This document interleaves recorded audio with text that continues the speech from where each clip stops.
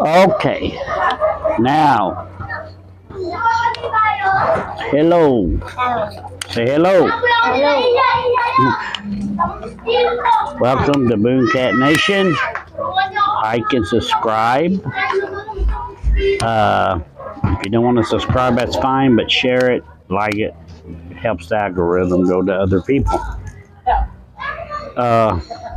I come on here today to answer some questions. The questions are very simple. A lot of people have asked me how I got here, what I'm doing here, why I'm here. Her. That's why I'm here. She crazy and she brainwashed me. No, we talked for several months, and then after I did some checking, there's a lot of things you have to watch out for when you come here. If you're talking to someone that wants something from you right away, you need to run. I mean, run fast, but she never wanted anything. She even told me that if I was a player, I needed to move on, right? Left. Yeah. Left. So I got on an airplane and drove 7,747 miles Yeah. by plane. Because she never asked me for anything, and all the time we were talking, she never asked me for anything. I would have gave her money for phone, but she didn't need it. She already had wireless internet. She had her own place. She worked hard. She raised 4 kids. Sorry if it's noisy, but kids play outside here. They don't stay in on their Xbox and things like that because the parents don't allow it. So it may get a little noisy. And people riding up through here on motorbikes. Motorbikes are 20-1 versus cars. But I met her. We talked for a long time, didn't we? On the internet. And then I was supposed to get on the plane, and I didn't get on the plane because I had COVID. And for a little while, she thought I was backing out. But she went behind my back and checked on what I said to see if I was telling the truth. 14 days. They told me to wait 14 days to have my test, or I would fail it. So I waited 14 days. I had to wait 14 more days before I could leave. Funny part is, everything was good coming on the airline. I went to Detroit, Michigan. From Michigan, I went to South Korea. And something a lot of people don't know is when the airline flies out, they stay close to the land. They fly through around Alaska and then across into the eastern side, and they follow the seaboard. They don't just fly across the ocean, so it takes longer to get here. But anyway, they do that in case they have engine problems. I got to South Korea, went through their immigration. Then I get on a flight from South Korea to here. It was like a matchbox, very tight. I get off the plane, I'm running an hour late. The plane's an hour behind because the one that took me to South Korea from Detroit had engine problems. So I'm sitting on an airplane with engine problems, wondering what the heck I'm doing. But I get there, and I'm looking for her when I have no cell service because my cell service didn't pick up here. I had to get a new SIM card for that. And she's walking up to other men thinking they're me. Yeah. She heard one talking. She walked up and thought it was me. It wasn't me. Finally, though, I get off and a guard comes up to me. They have guards everywhere. And security. And he asked me what I was looking for. I told him I was looking for her. and we were both looking, and she walked right up behind me, and I looked right around over her head because she's so short. But then I looked down, and there she was. And that was our first physical meeting. We spent 4 or 5 days together in Manila, which is a very up-to-date area. And then we left there and came to Caloocan, where we're at now. And Caloocan is an older part of the Metro Manila.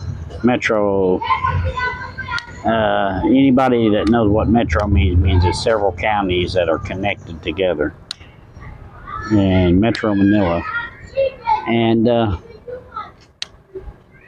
we come here. She has had her own place. She's cooking in the mornings and at lunch. When she's here, when she wasn't, her daughter-in-laws, both of them were cooking. And she basically didn't need anything. She was making her own way. And I will tell you, if you talk to a woman out here, and you can go on the internet, punch up Philippines, and get a lot of people on here. But the one thing they have in common is you have to be careful, very careful, because if you're not careful, hold on, we got motorbikes and tricycles going by. If you don't watch what you're doing when you're on here, if you're talking to someone from here and the first thing they do is want money from you, or they want money for phone, or money for this, or money for that, you have to now money for phone I understand, because money's not the same here, and it's very hard. And if you want to talk to them, you've got to make sure they can. But they start asking you for money for this, or money for sick somebody, or money for buying this or that, you have to watch out. She never asked me for a dime. Now, did I send her anything? Yeah. I sent her money for a freezer, to help buy a freezer. She never asked me. I just knew she was having problems. So, I sent it. But she never asked me for a dime. And when I got here, when I first met her, she told me if I was going to play around, she didn't have time. When I got here, she said I didn't need to do anything. It was only important that my feelings were real. Right? Right. And I don't know, they were. And we've been together for a long time. We're getting ready to start building in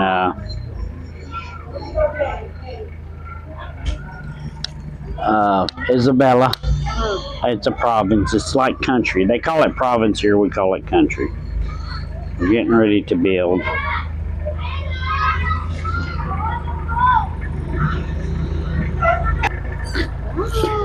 And to know a little more about her, she's a mother of 4 boys,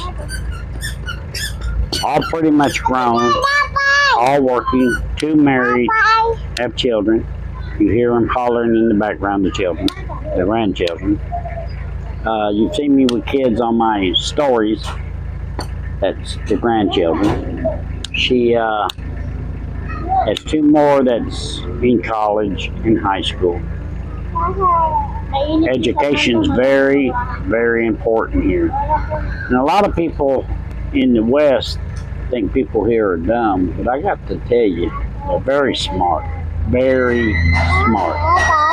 They've had to do with less, and they've made it work. And where we have forgotten trade, most people try to go to college. They don't want to go to trade school. They don't want to learn to weld. They don't want to learn to build a house. They don't want anything like that. Here, Yes. they've learned to do it. You touch Samantha, dear. Hindi, you touch. You touch. Yeah, Touch. warm, very warm. And education is very, very, very, very pronounced here. But the kids also, yes, they have technology. They have cell phones. They have games. They do things like that. But they're also give it up to go. Basketball's their number one thing. And they go out and play basketball. They go out and just do things. They don't stay in home eating Doritos and watching television or movies. They actually get out and get exercise. The young kids especially, they get out and they play and they run and it's very noisy. Province isn't so noisy, but if you're in the city, there's going to be noise. The cost of living here is so much cheaper, but I'm going to tell you, you got to know what you're doing. That's Samantha, her grandchild. And Samantha, it's not real hard to do. I got here, we got to know each other better. I had a ticket to go home. I'd like to not to, because she treats me very good and she takes care of me very good. It's been a long time since I had something like that. Long time. I've been used as a punching bag so long I wasn't sure that I wasn't being used again, but realized that that's not the way it is. And here, I mean, the kids, they play. You can hear them in the background. They're playing up and down the street. I go up to the basketball courts. There's a basketball court every 5 blocks. 5-10 blocks. NBA came in here, and kudos to the NBA. They came in here and they helped support building these courts, because back then, hey, it was hard here. Everybody, it was just a hard time here. And but they are growing exponentially in this city where I'm at. You've seen some of the videos. There's no stop sign. There's no lights. You learn to adapt. They have speed bumps to keep you from getting too fast, but you learn to adapt to all that. But in the bigger cities, they have red lights and they have stop signs and things of that nature. But we're on the northern side, the older part of the cities. The roads are more narrow because most people ride motorbikes. There's a few cars, and they do come up and down through here, but a few. And most kids, as you can see, a lot of kids out playing.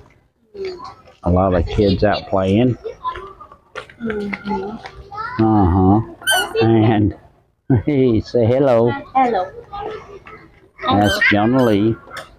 And I'm happy. The weather, kind of like Tennessee. If you can handle Tennessee, you can handle here. If you can handle Tennessee or Texas, if you've been in the air-conditioned rooms all your life, I wouldn't come here. But they're growing exponentially, and they are becoming one of the most, how can I say, they're growing and becoming one of the biggest countries for technology there is. What I mean by that is their technology is just blowing up. Right now, everything costs. The people here, when I first got off the plane, I looked at people and they kind of frown. They don't smile until you say something to them, but almost everyone I said hello to would say hello back and then smile real big. At first I thought, hey, they don't like me. I realized I did. it wasn't that they didn't like me, they just have more serious things going on. And when you holler hello or you say hello, they'll smile. You'll smile, won't you? She smiles because she knows she's going to hit me in the head later. No. But they're big on family. I'm not going to get way deep into this, but I'm going to tell you. If you're a couple looking for a place to retire and live good, this is it. If you're a single person looking to come somewhere, I wouldn't come here unless I had an online job or some kind of retirement, some kind of funding, because when you come here on a tourist visa, you can't work. Simple as that. Now, you get different visas where you can, but most people come here on tours. They just upgraded it. They're about to pass the law. It used to be the first 29 days visa free. And you pay to renew your visa to extend it. I think the law's about to change where they're going to make it 59-day visa free. In other words, you just have to have your passport, and your passport has to be good for at least 6 months, and you can come here visa free for 59 days to check it out. I would suggest you do that before you make some kind of plans to be definitely come here. Weather gets hot in the summertime, but no more than Tennessee or Texas. But they don't have snow. It never gets back down, into freezing. It stays, 70 Fahrenheit is a good temperature here in the winter. So, hey, I met her online by accident. Somebody told me to check out a site.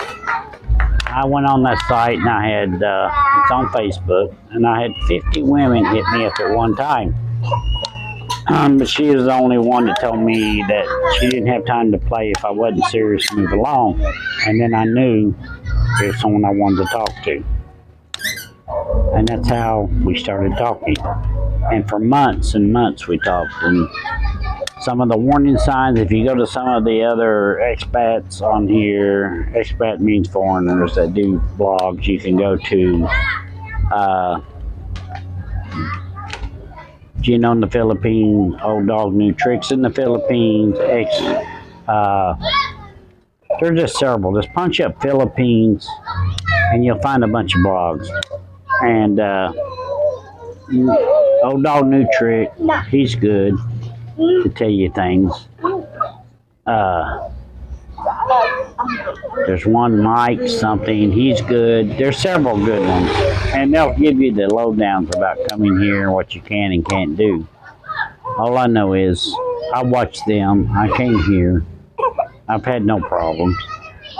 I've been treated with the utmost respect, and I give the utmost respect, but you don't want to come here with a chip on your shoulder, and you don't want to come here if you're impatient, because patience is a virtue here, because you're not going to get anything done quickly. If you cannot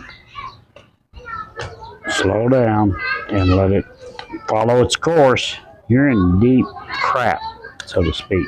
So, anyway, I don't want my videos to be too much information about laws and this and that, none of anything else. I can just tell you that she beats me all the time. No. She abused me. No. She abused me, she pranked me, she hit me, she bullied me. Yeah. No, I don't bully her. She don't bully me. She treats me with so much respect it ain't funny. I mean, she worries about things about me that I don't even think about. And she's worrying about it. And then I find out later she's worried about something that never even crossed my mind. And it's not bad. It's good things. What I mean by that is, She's worried about me being okay, being healthy, being safe, being fed. And they're like that here. Now I get a lot of slack from people in the West saying, "Oh, it's passport bros and this and that." No, I'm not a passport bro, but passport bros coming here, I can understand why. Because these women are intelligent. Most of them speak 2 and 3 languages. They're not asking most. Now there's some scams here. There's scams here. I'm not going to say there's not. There's scams everywhere, in every country. And there's scams where women will talk to you online. You're not even talking to a woman. You talk to a guy playing like he's a woman. So what I can tell you is, if you're talking to someone, have them go on Facebook, Messenger Live, online, where you can talk to them, look at their face. If they give you excuses why they can't, or they don't, or they can't do it now, but they'll do it later, red flags. Because anytime I wanted to talk to Jonah Lee, I just called her and she answered, and we would talk as long as we wanted. There was nothing in the background to even think anything was being hid, and there wasn't. But if they talk to you for 5 minutes and they got to go and click, or the first thing out of their mouth is, "I want something," or the next thing out of their mouth is, "Somebody's sick," or this or that, you want to help. It's natural.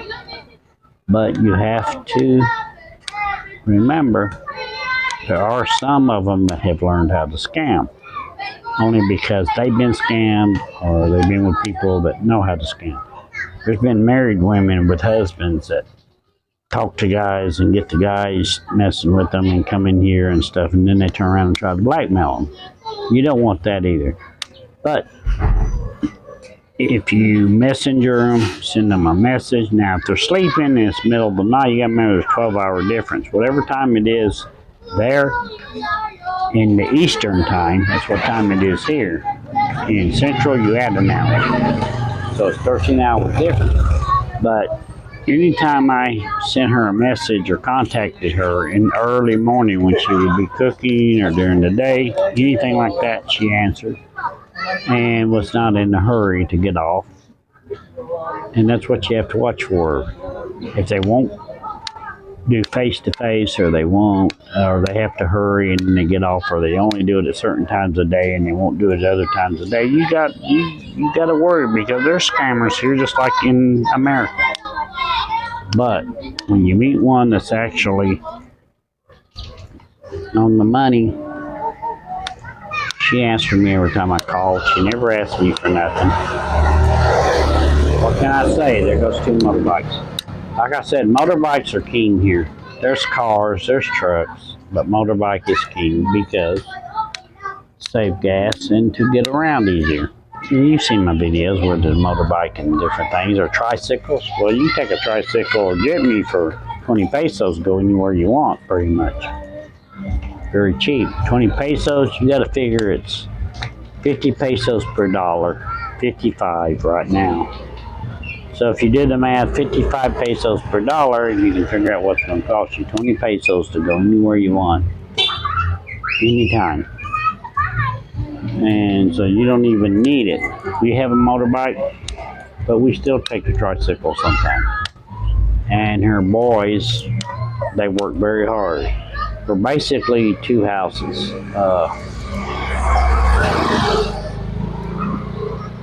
This one, that over there, there's 2 houses, and a store, and a place where the food is served. And it's pretty much that. And family, if you're not into family, don't even bother, because family is big here, very big. And if you're accepted into family, then sky's the limit. Any problem you run into, they always know somebody that can do something to help fix whatever the problem is, unless you're just stupid. Now, if you come over here thinking you're going to scam, break the law, I'm going to tell you right now, it's not like the U.S. you get arrested for doing something or someone claims something on you and they arrest you, you're going to the jail. And when I say jail, it's like a prison. Until your court hearing. Your court hearing can be 6, 8, 10 months away. They don't guarantee quick and efficient hearings. So you don't want to come over here with a chip on your shoulder or wanting to cause a scam or wanting to try to hurt somebody or just run roughshod. Now, if you want to come over here to party, I would suggest you go to Angel City or stay in Manila, the city.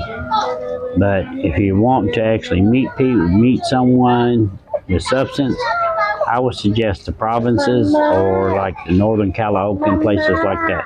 There's not a lot of expats here where I'm at, so it's very easy.